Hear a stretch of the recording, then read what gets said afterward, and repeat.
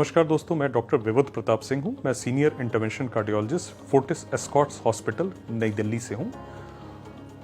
दोस्तों, हमेशा मुझको एक क्वेश्चन आता है, हमेशा एक प्रश्न आता है जब भी कोई मरीज़ हमारा किसी प्रोसीजर के बाद डिस्चार्ज होता है कि हमें उसको अपनी हमें अपनी एहतियात रखने हैं। मुझे लगा एक वीडियो के माध्यम से आपको बताएं, कोई भी मरीज जिसका कोई कार्डियक प्रोसीजर हुआ है, जैसे स्टेंटिंग, जैसे उसका कोई कॉम्प्लेक्स वॉल्व का प्रोसीजर या कोई भी हार्ट का ऑपरेशन, तो उसे एहतियात क्या रखना है। सबसे इम्पॉर्टेंट एहतियात ये है कि आपकी सर्जरी हो सकता है मिनिमम इन्वेजिव प्रकार से हुई हो, बट आपको टेक इट स्लो, यानी आपको धीरे धीरे चीज़ों को अपना आगे बढ़ाना है। आप जब हॉस्पिटल से डिस्चार्ज हों, तुरंत ही अपना वॉक या चलना फिरना ना शुरू करें। पहले दिन अपना घर के अंदर मूवमेंट शुरू की, पहला हफ्ता 10 मिनट वॉक किया, दूसरा हफ्ता 20 मिनट किया और धीरे धीरे इस तरह से बढ़ाते हैं। जो रिकमेंडेशन है वो ये है कि आफ्टर 15 डेज हमारा पेशेंट एटलीस्ट 30 मिनट वॉक, यानी 30 मिनट ब्रिस्क वॉक, यानी ऐसी वॉक जो कि ना कि दौड़ना हो और ना कि टहलना हो, एक हल्की सी तेज स्पीड से वॉक हो, वो अपना एटलीस्ट 5 दिन हफ्ते में करे। ये सबसे इम्पॉर्टेंट है, जो उसके 15 दिन डिस्चार्ज के आसपास हम लोग चाहते हैं कि ये उसका शुरू हो जाए।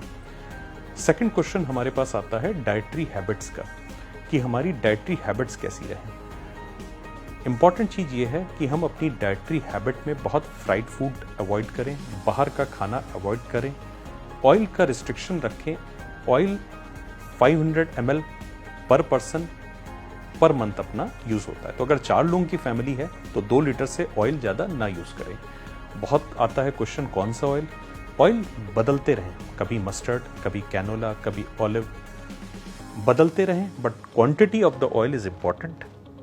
खाने में रोज एक ग्रीन लीफी वेजिटेबल का पोर्शन होना चाहिए, हरी सब्जियां होनी चाहिए।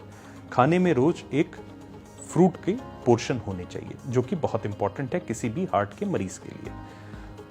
सॉल्ट इंडियन डाइट में जो खाने में पड़ता है वो अपने आप में सफिशिएंट होता है। ओवर द टेबल यानी काउंटर के ऊपर रखा हुआ सॉल्ट हमें अवॉइड करना चाहिए।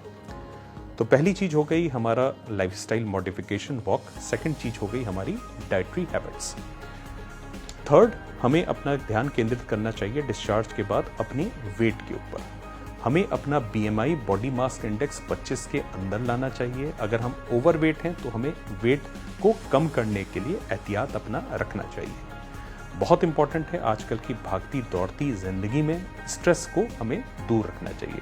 डिस्चार्ज के बाद हमें कोशिश करनी चाहिए, प्रण लेना चाहिए कि एक रिलैक्सेशन टेक्निक, वो चाहे मेडिटेशन हो, चाहे योगा हो, चाहे कोई भी अपने आप किसी भी धर्म का पूजा पाठ हो, जो भी आपको रिलैक्स करता है, कोई आपकी हॉबी हो, उसको एक्टिवली परस्यू करना चाहिए अपनी लाइफ में।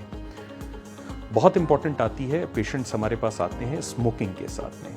हार्ट के मरीज जिनका कोई प्रोसीजर हुआ है या जिनको हार्ट की बीमारी रही है, स्मोकिंग स्ट्रिक्टली नो है। स्मोकिंग का आपको तुरंत अपना छोड़ देना जरूरी रहता है। फिर बात आती है हमारे डायबिटीज़ कंट्रोल की।